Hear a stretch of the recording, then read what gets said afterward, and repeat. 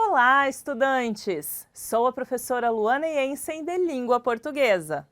Ei, bonitos! Hoje é dia de Sexto Tempo. Essa é uma ação da Secretaria de Educação de Manaus, em parceria com a Super Ensino e o Centro de Mídias Educacionais. E hoje vamos nos aprofundar em um assunto essencial para a interpretação e produção de textos: identificar as marcas de organização de textos dramáticos. Vamos lá? Ei, estudante, você já assistiu a uma peça teatral em sua escola? Ou já assistiu no próprio teatro? Talvez alguns já e outros não. Seja em casa ou no cinema, provavelmente já assistiram a um filme. E o que essas duas perguntas têm em comum, prof?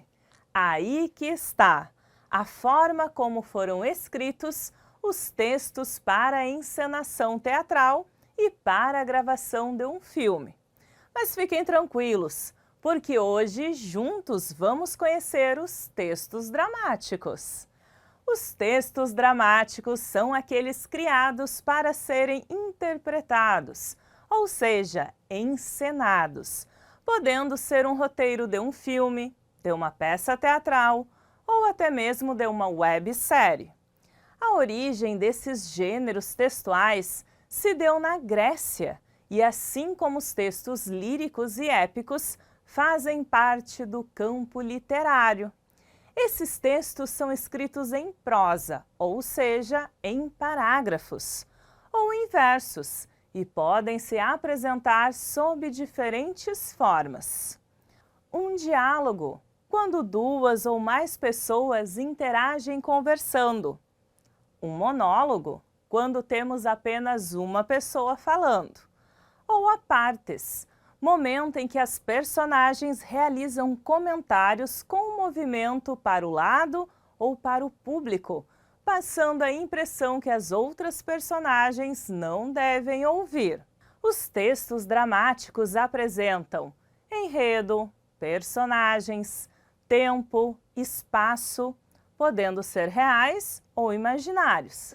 Observem que eles possuem partes da estrutura narrativa, mas o que geralmente não tem nesses textos é a presença do narrador.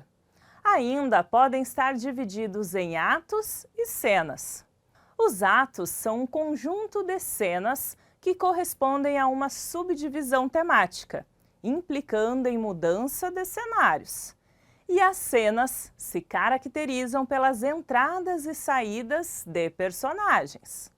Como esse gênero é feito para ser encenado, ou seja, apresentado em forma teatral, algumas marcas de organização são necessárias para que o leitor ou ator possa entender o texto de forma objetiva. Algumas delas são indicação do cenário, música, iluminação, figurino. Rubricas, que são as indicações cênicas, isto é, orientações de comportamento no palco para direcionar o ator. Vejam um exemplo. Pedro: mamãe, eu tenho medo de dormir sozinho. Agarra o bicho de pelúcia. Vejam que, além da fala do personagem, há um trecho entre parênteses. Esse trecho é uma rubrica, a qual também pode aparecer entre colchetes, pois descreve uma ação que precisa ser feita. Temos também nome das personagens antes da fala, marcação de fala por travessão, dois pontos ou aspas. Além disso, na subdivisão de atos e cenas, os textos dramáticos possuem uma estrutura interna básica, dividida em apresentação, conflito e conclusão. O primeiro ato faz a apresentação do cenário, personagens e da ação a ser realizada. O segundo ato é o conflito e marca o momento do imprevisto na aventura, a ação da história em si. Por fim, temos a conclusão, a qual demonstra o desfecho e a resolução do conflito. As principais categorias deste gênero são o drama, a tragédia, a comédia, a tragicomédia, o auto e a farsa. O drama é um gênero textual que põe em evidência as emoções e os sentimentos humanos, os quais fazem parte dos conflitos da trama. Então, é comum desenvolver temas relacionados à tristeza dos personagens. Esse gênero pode ser confundido com a tragédia, a qual apresenta características semelhantes, mas que se diferencia devido ao destino do herói. A tragédia apresenta também um tom sério e que tem como objetivo a catarse, a qual sensibiliza o público por meio da aflição gerada em uma situação trágica. O que é essa catarse, prof? É um efeito benéfico de purificação do espírito do espectador, por meio da contemplação do espetáculo trágico. Vamos a um exemplo simples e atual. Quando torcemos por um personagem ou choramos por ele durante um filme, estamos vivenciando a catarse. Assim, bonitos, esta situação é vivenciada por um herói, o qual é acometido por intenso sofrimento que é justificado pelo destino.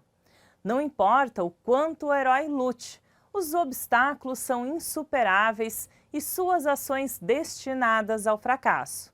Portanto, não existe reviravolta. A falha é o fim, pois existe a possibilidade do próprio protagonista condenar a si, em razão de acreditar na predestinação. Já a comédia tem como elemento principal o humor que gera o riso na plateia. Enquanto isso, a tragicomédia mistura elementos trágicos, como a morte ou as emoções humanas, com elementos da comédia, como o riso e o humor.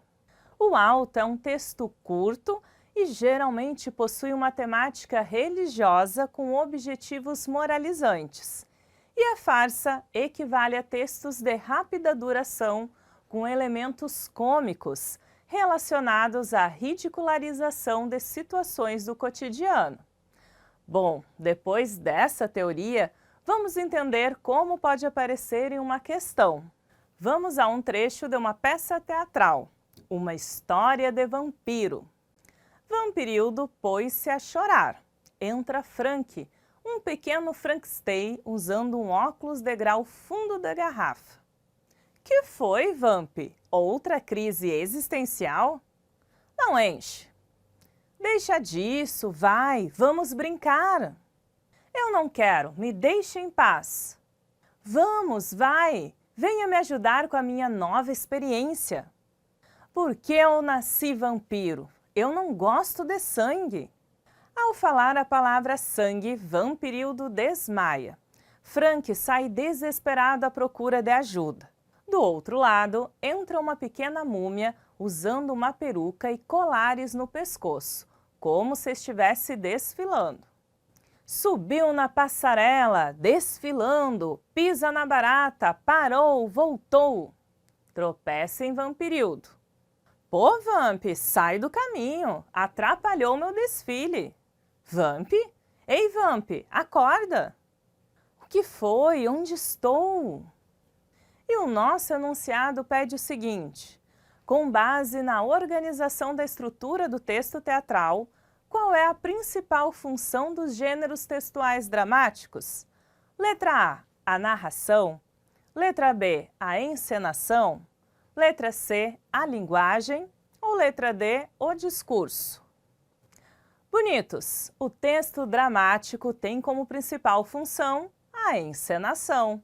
Sua estrutura promove diversos direcionamentos para isso, como a descrição do espaço e do tempo, bem como orientações de movimentos, posicionamentos e ações para os atores por meio das rubricas. Assim, nossa resposta correta é a letra B. Lembrem que a narração é relacionada aos textos narrativos. Linguagem é a escrita em si e o discurso é a fala. Olha só, estudantes, concluímos a nossa teoria. Então, é hora de praticar. Bom exercício para vocês!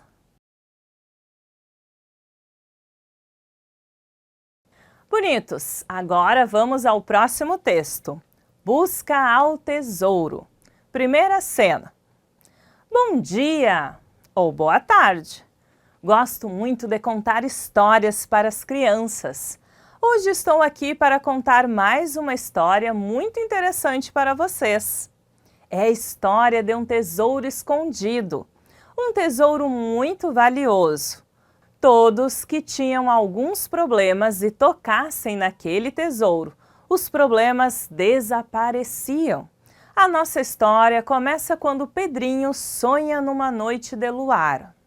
Pedrinho, acorda! Você tem uma grande missão a realizar. O quê? Quem está falando? Sou eu, a boneca Emília. Não me conhece mais não? Sou a boneca de Narizinho. Boneca Emília? Mas as bonecas não falam. Deve ser um sonho. Vou voltar a dormir. E o nosso enunciado, bonitos, pede o seguinte. Marque a alternativa que tem um exemplo de rubrica. Letra A. Emília. Por que você foi o escolhido? Letra B.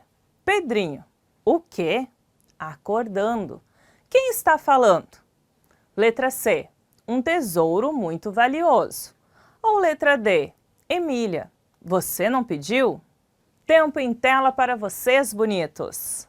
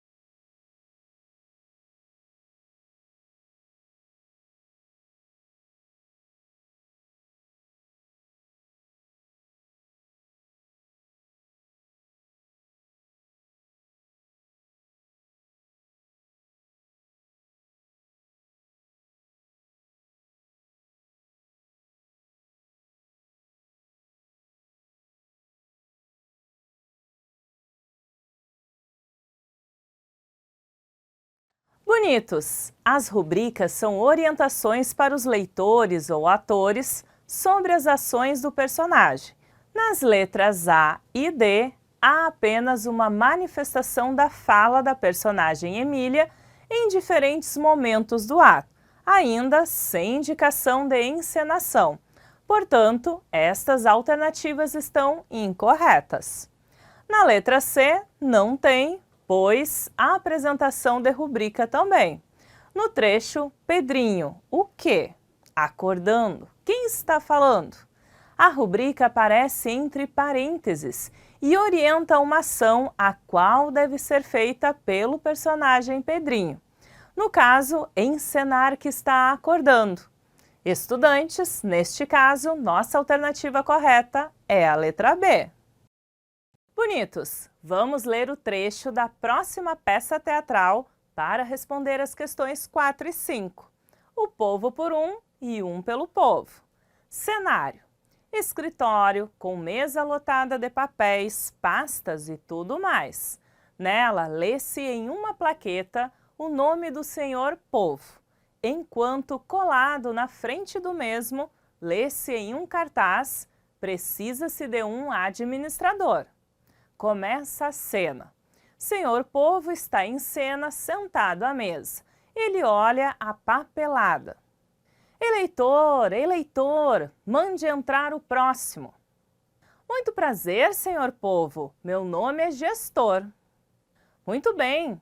Então o senhor é candidato ao cargo de gerente de meus bens, não é? Sim, senhor Povo. E eu prometo que... Não, senhor. Nada de promessas. Eu quero saber do seu plano de gestão, senhor gestor. Ah, sim. Primeiro, eu vou precisar de impostos, seu povo. E segundo, vou precisar contratar bons servidores. Depois, vou avaliar as prioridades. Depois, as estratégias e depois... Muito bem, você está contratado. E o nosso enunciado pede o seguinte: com base na estrutura interna do gênero dramático apresentado, qual é a temática da peça? Letra A, uma entrevista de emprego para o cargo de administrador? Letra B, uma conversa de amigos? Letra C, sobre as promessas do personagem gestor? Ou letra D, sobre o dia a dia de um trabalhador? Tempo em tela para vocês!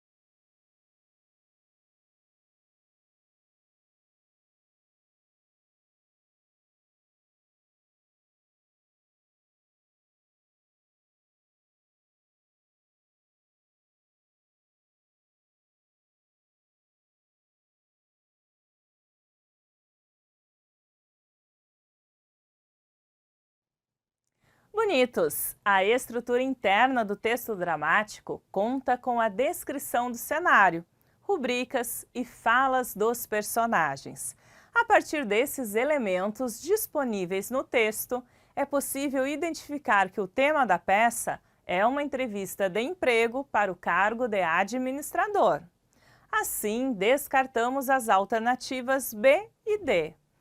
No trecho "Não, senhor, nada de promessas", fica claro que as promessas não faziam parte do interesse do senhor Povo, mas sim medidas interventivas para uma sólida gestão de bens. Dessa forma, a letra C está descartada. Dito isto, bonitos, a resposta correta é a letra A.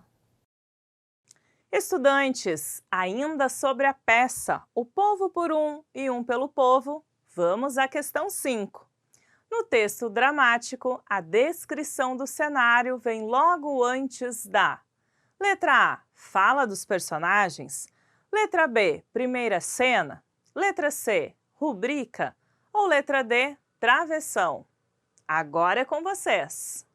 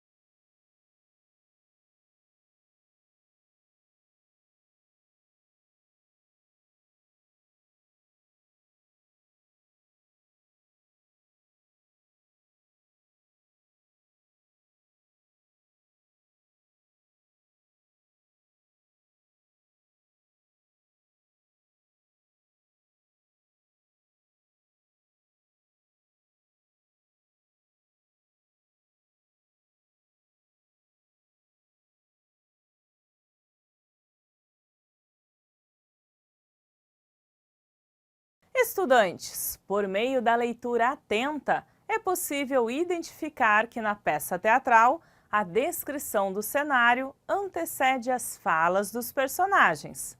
Vamos retomar.